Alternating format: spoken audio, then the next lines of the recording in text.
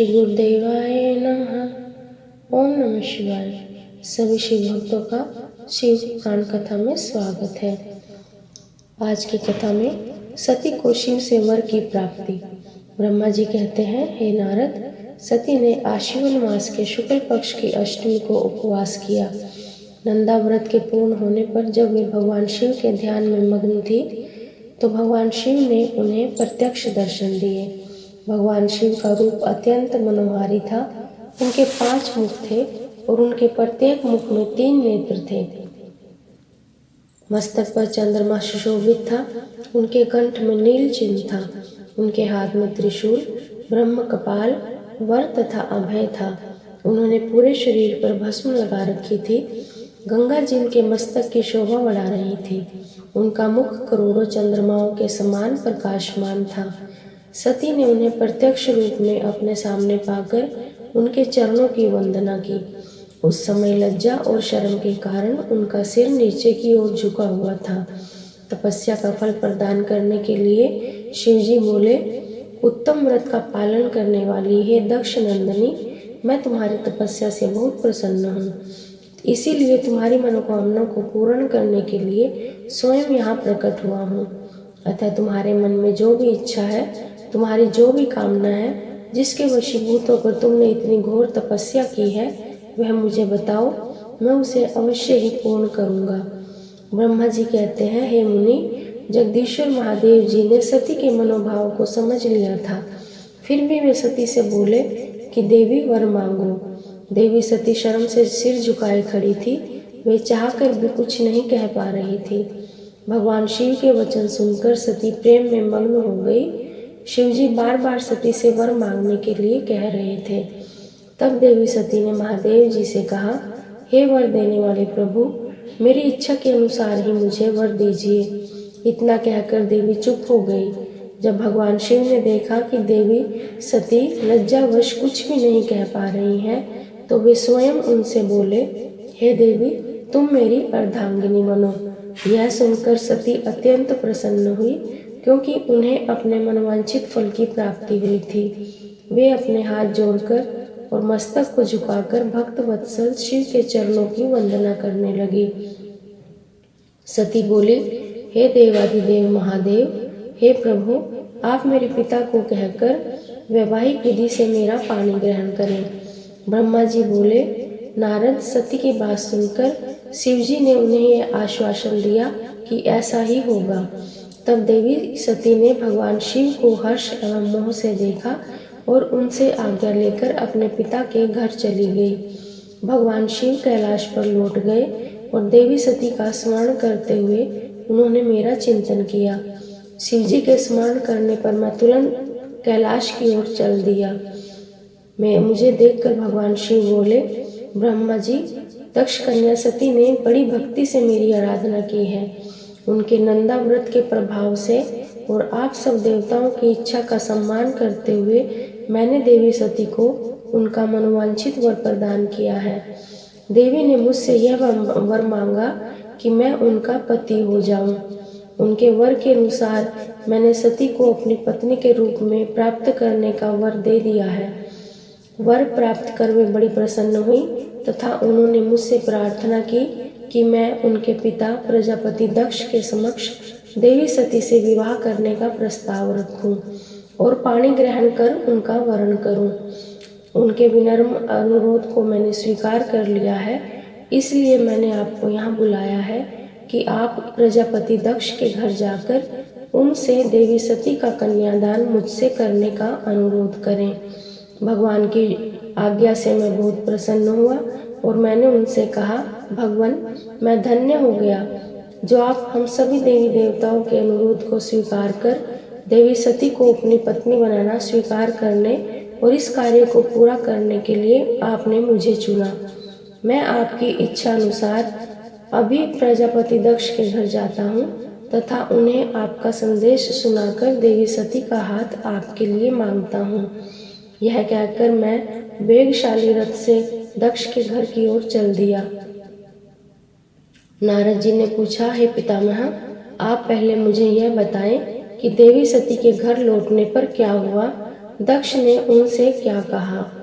ब्रह्मा जी नारद जी के प्रश्न का उत्तर देते हुए बोले, जब देवी सती तपस्या पूर्ण होने पर अपनी इच्छा के अनुरूप भगवान शिव से वर पाकर अपने घर लौटी तो उन्होंने श्रद्धा पूर्वक अपने माता पिता को प्रणाम किया। उन्होंने अपनी सहेली के द्वारा अपने माता पिता को यह सूचना दी कि उन्हें भगवान शिव से वरदान की प्राप्ति हो गई है। वे सती की तपस्या से बहुत प्रसन्न हुए हैं और उन्हें अपनी पत्नी के रूप में प्राप्त करना चाहते हैं। यह सुनकर प्रजापति दक्ष और उनकी पत्नी बहुत प्रसन्न हुए। उन्होंने आनंदित होकर बड़े उत्सव का आयोजन किया। उन्होंने ब्राह्मणों को भोजन कराया और उन्हें दक्षिणा दी। उन्होंने गरीबों और दीनों को दान दिया। कुछ समय बीतने पर दक्ष प्रजापति को पुनः चिंता होने लगी कि वे अपनी पुत्री का विवाह भगवान शिव से कैसे करें, क्योंकि अभी तक वे मेरे पास सती का हाथ मांगने नहीं आए हैं। इस प्रकार प्रजापति दक्ष चिंतामग्न हो गए, लेकिन उन्हें ऐसी चिंता ज़्यादा दिनों तक नहीं करनी पड़ी। शिव तो कृपा के सागर और करुणा की खान है। तब वह कैसे चिंतित रह सकता है जिसकी पुत्री ने तप द्वारा शिव का वरण किया हो। जब मैं सरस्वती सहित उनके घर उपस्थित हो गया तब मुझे देखकर उन्होंने प्रणाम किया और बैठने के लिए आसन दिया। तत्पश्चात दक्ष ने मेरे आने का कारण पूछा तो मैंने अपने आने का प्रयोजन बताते हुए कहा, हे प्रजापति दक्ष, मैं भगवान शिव की आज्ञा से आपके घर आया हूँ। मैं देवी सती का हाथ महादेव जी के लिए मांगने आया हूँ। सती ने उत्तम आराधना करके भगवान शिव को प्रसन्न कर उन्हें अपने पति के रूप में प्राप्त करने का वर प्राप्त किया है। अतः तुम शीघ्र ही सती का विवाह शिव जी के साथ कर दो। नारद मेरी यह बात सुनकर दक्ष जी बहुत प्रसन्न हुए। उन्होंने हर्षित मन से इस विवाह के लिए अपनी स्वीकृति दे दी। तब मैं प्रसन्न मन से कैलाश पर्वत पर चल दिया। वहाँ भगवान शिव मेरी उत्सुकता से प्रतीक्षा कर रहे थे। वहीं दूसरी ओर प्रजापति दक्ष, उनकी पत्नी और पुत्री सती विवाह प्रस्ताव आने पर हर्ष से विभोर हो रहे थे। शिव और सती का विवाह। ब्रह्मा जी बोले, नारद, जब मैं कैलाश पर्वत पर भगवान शिव को प्रजापति दक्ष की स्वीकृति की सूचना देने पहुंचा तो वे उत्सुकता पूर्वक मेरी ही प्रतीक्षा कर रहे थे। तब मैंने महादेव जी से कहा, हे भगवान, दक्ष ने कहा है कि वे अपनी पुत्री सती का विवाह भगवान शिव से करने को तैयार हैं, क्योंकि सती का जन्म महादेव जी के लिए ही हुआ है। यह विवाह होने पर उन्हें सबसे अधिक प्रसन्नता होगी। उनकी पुत्री सती ने महादेव जी को पति रूप में प्राप्त करने हेतु ही उनकी घोर तपस्या की है। उन्हें इस बात की भी खुशी है कि मैं स्वयं आपकी आज्ञा से उनकी पुत्री के लिए आपका अर्थात भगवान शिव का विवाह प्रस्ताव लेकर वहां गया। उन्होंने कहा, हे पितामह, उनसे कहिए कि वे शुभ लगन और मुहूर्त में अपनी बारात लेकर स्वयं आए। मैं अपनी पुत्री का कन्यादान सहर्ष महादेव जी को कर दूंगा। हे भगवान, दक्ष ने मुझसे यह बात कही है, इसलिए आप शुभ मुहूर्त देखकर शीघ्र ही उनके घर चलें और देवी सती का वरण करें। हे नारद, मेरे ऐसे वचन सुनकर शिव जी ने कहा, हे संसार की सृष्टि करने वाले ब्रह्मा जी, मैं तुम्हारे और नारद जी के साथ ही प्रजापति दक्ष के घर चलूंगा। इसलिए ब्रह्मा जी, आप नारद और अपने मानस पुत्रों का स्मरण कर उन्हें यहाँ बुला लें। साथ ही मेरे पार्षद भी दक्ष के घर चलेंगे। नारद, तब भगवान शिव की आज्ञा पाकर मैंने तुम्हारा और अपने अन्य मानस पुत्रों का स्मरण किया। उन तक मेरा संदेश पहुँचते ही वे तुरंत कैलाश पर्वत पर उपस्थित हो गए। उन्होंने हर्षित मन से महादेव जी को और मुझे प्रणाम किया। तत्पश्चात शिवजी ने भगवान श्री हरि विष्णु का स्मरण किया।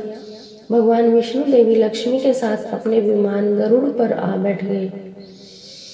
चैत्र मास के शुक्ल पक्ष की त्रयोदशी तिथि में रविवार को पूर्व फाल्गुनी नक्षत्र में त्रिलोकीनाथ महादेव शिव की बारात धूमधाम से कैलाश पर्वत से निकली।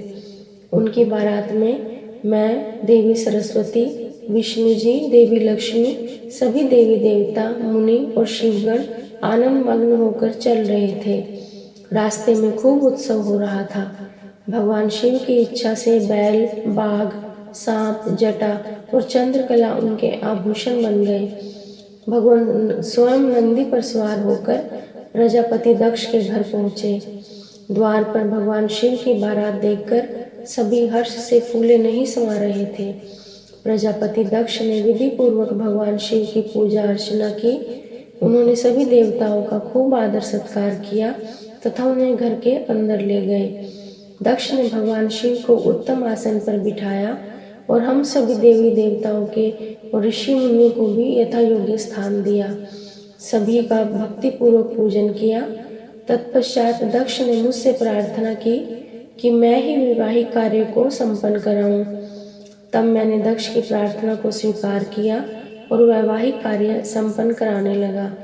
शुभ लग्न और शुभ मुहूर्त देखकर प्रजापति दक्ष ने अपनी पुत्री सती का हाथ भगवान शिव के हाथों में सौंप दिया और विधि विधान से पानी ग्रहण संस्कार संपन्न कराया। उस समय वहाँ बहुत बड़ा उत्सव हुआ और नाच गाना भी हुआ। सभी आनंद मग्न थे। हम सभी देवी देवताओं ने भगवान शिव और देवी सती की बहुत स्तुति की और उन्हें भक्ति पूर्वक प्रणाम किया। भगवान शिव और सती का विवाह हो जाने पर उनके माता पिता बहुत प्रसन्न हुए और महादेव जी को अपनी कन्या का दान कर प्रजापति दक्ष कृतार्थ हो गए। महेश्वर का विवाह होने पर पूरा संसार मंगल उत्सव मनाने लगा। ब्रह्मा और विष्णु द्वारा शिव की स्तुति करना। ब्रह्मा जी कहते हैं, नारद, कन्यादान करके दक्ष ने भगवान शिव को अनेक उपहार प्रदान किए। उन्होंने सभी ब्राह्मणों को भी दान दक्षिणा दी। तत्पश्चात भगवान विष्णु अपनी पत्नी लक्ष्मी जी सहित भगवान शिव के समक्ष हाथ जोड़कर खड़े हो गए और उनकी आराधना करने लगे। वे बोले, हे दया के सागर महादेव जी, आप संपूर्ण जगत के पिता हैं और देवी सती सबकी माता हैं। भगवान, आप दोनों ही अपने भक्तों की रक्षा के लिए और दुष्टों का नाश करने के लिए अनेक अवतार धारण करते हैं। इस प्रकार उन्होंने शिव और सती की बहुत स्तुति की। नारद में उनके पास आकर विधि के अनुसार फेरे कराने लगा। ब्राह्मणों की आज्ञा और मेरे सहयोग से सती और भगवान शिव ने विधि पूर्वक अग्नि के फेरे लिए। उस समय वहाँ बहुत अद्भुत उत्सव किया जा रहा था। वहाँ विभिन्न प्रकार के बाजे और शहनाइयाँ बज रही थी। स्त्रियाँ मंगल गीत गा रही थी और खुशी से सभी नृत्य कर रहे थे। तत्पश्चात भगवान विष्णु बोले, हे सदाशिव, आप संपूर्ण प्रकृति के रचयिता हैं। आपका स्वरूप ज्योतिर्मय है। ब्रह्मा जी, मैं और रुद्रदेव आपके ही रूप हैं। हम सभी सृष्टि की रचना, पालन और संहार करते हैं। हे प्रभु, हम सब आपका ही अंश हैं। प्रभु, आप आकाश के समान सर्वव्यापी और ज्योतिर्मय हैं। जिस प्रकार हाथ, कान, नाक, मुंह और सिर आदि शरीर के विभिन्न रूप हैं, उसी प्रकार हम सब भी आपके ही शरीर के अंग हैं। आप निर्गुण निराकार हैं। समस्त दिशाएं आपकी मंगल कथा कहती हैं। सभी देवी देवता और ऋषि मुनि आपके ही चरणों की वंदना करते हैं। आपकी महिमा का वर्णन करने में मैं असमर्थ हूँ। भगवान, यदि हमसे कुछ गलती हो गई हो तो कृपया उसे क्षमा करें और प्रसन्न हों। ब्रह्मा जी बोले, इस प्रकार श्री हरि ने भगवान शिव की बहुत स्तुति की। उनकी स्तुति सुनकर भगवान शिव बहुत प्रसन्न हुए। विवाह की सभी रीतियों के पूर्ण होने पर हम सभी ने महादेव जी एवं देवी सती को बधाइयाँ दी तथा उनसे प्रार्थना की कि वे अपनी कृपा दृष्टि सदैव सभी पर बनाए रखें, वे जगत का कल्याण करें। तत्पश्चात भगवान शिव ने मुझसे कहा, हे ब्रह्मा जी, आपने मेरा वैवाहिक कार्य संपन्न कराया है, अतः आप ही मेरे आचार्य हैं। आचार्य को कार्य सिद्धि के लिए दक्षिणा अवश्य दी जाती है, इसलिए आप मुझे बताइए कि मैं दक्षिणा में आपको क्या दूं। महाभाग, आप जो भी मांगेंगे मैं उसे अवश्य ही दूंगा। मुने, भगवान शिव के इस प्रकार के वचन सुनकर मैं हाथ जोड़कर उनके सामने खड़ा हो गया। मैंने उन्हें प्रणाम करके कहा, हे देवेश, यदि आप मुझे अपना आचार्य मानकर कोई वर देना चाहते हैं तो मैं आपसे यह वर मांगता हूँ कि आप सदा इसी रूप में इसी वेदी पर विराजमान रहकर अपने भक्तों को दर्शन दें। इस स्थान पर आपके दर्शन करने से सभी पापियों के पाप धुल जाएंगे। आपके यहाँ विराजमान होने से मुझे आपका साथ प्राप्त होगा। इसी प्रकार मैं इस वेदी पर आश्रम बनाकर यहाँ निवास करूँगा और तपस्या करूँगा। हे प्रभु, मेरी यह इच्छा है। चैत्र मास के शुक्ल पक्ष की त्रयोदशी को पूर्वा फाल्गुनी नक्षत्र में रविवार के दिन जो भी मनुष्य भक्ति भाव से आपका दर्शन करे उसके सभी पाप नष्ट हो जाएं, रोगी मनुष्य के सभी रोग दूर हो जाएं। इस दिन आपका दर्शन कर मनुष्य जिस इच्छा को आपके सामने व्यक्त करे उसे आप तुरंत पूरा करें। हे प्रभु, आप इस दिन सभी को मनोवांछित वर प्रदान करें। भगवान, यही वरदान मैं आपसे मांगता हूँ। मेरी यह बात सुनकर भगवान शिव बहुत प्रसन्न हुए। वे बोले, हे ब्रह्मा जी, मैं आपकी इच्छा अवश्य पूरी करूँगा। तुम्हारे वर के अनुसार मैं देवी सती सहित इस वेदी पर विराजमान रहूँगा। यह कहकर भगवान शिव देवी सती के साथ मूर्ति रूप में प्रकट हो वेदी के मध्य भाग में विराजमान हो गए। इस प्रकार मेरी इच्छा को पूरा कर जगत के हित के लिए प्रभु शिव वेदी पर अंश रूप में विराजमान हुए। शिव सती का विदा होकर कैलाश जाना। ब्रह्मा जी बोले, हे महामुनि नारद, मुझे मेरा मनोवांछित वरदान प्रदान करने के पश्चात भगवान शिव अपनी पत्नी देवी सती को साथ लेकर अपने निवास स्थान कैलाश पर्वत पर जाने के लिए तैयार हुए। तब अपनी बेटी सती व दामाद भगवान शिव को विदा करते समय प्रजापति दक्ष ने अपने हाथ जोड़कर और मस्तक झुकाकर महादेव जी की भक्ति पूर्वक स्तुति की।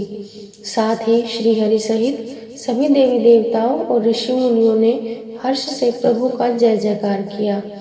भगवान शिव ने अपने ससुर प्रजापति दक्ष से आज्ञा लेकर अपनी पत्नी को अपनी सवारी नंदी पर बिठाया और स्वयं भी उस पर बैठकर कैलाश पर्वत की ओर चले गए।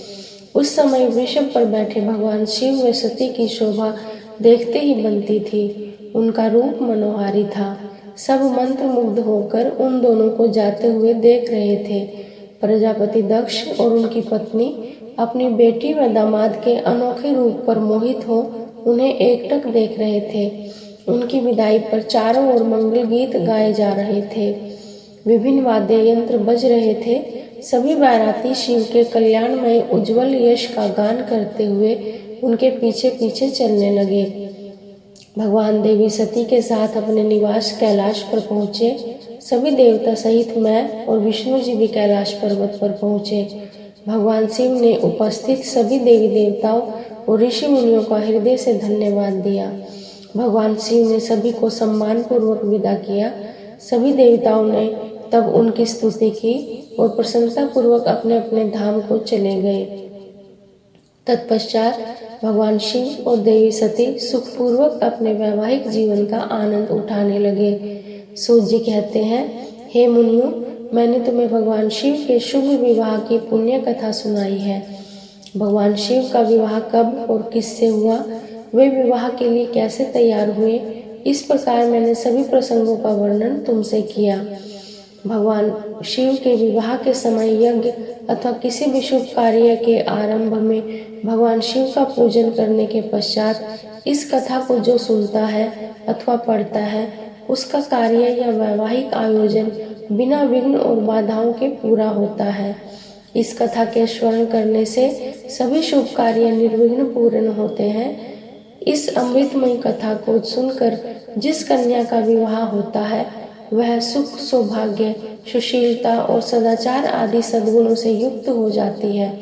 भगवान शिव की कृपा से पुत्रवती भी होती है। आज की शिव पुराण कथा में इतना ही। शेष कथा अगले भाग में। मंत्रेणाक्षरहीनेन पुष्पेण विफलेन च पूजितोऽसि महादेव तत्सर्वसम्मताम्। ओम श्री शिवार्पणमस्तु। कर्पूरे गौरं करुणावतारं संसारे सारं भुजगेन्द्रहारं सदा वसन्तं हृदयारविन्दे भवं भवानी सहितं नमामि, भवं भवानी सहितं नमामि। ॐ श्री गुरुवे नमः।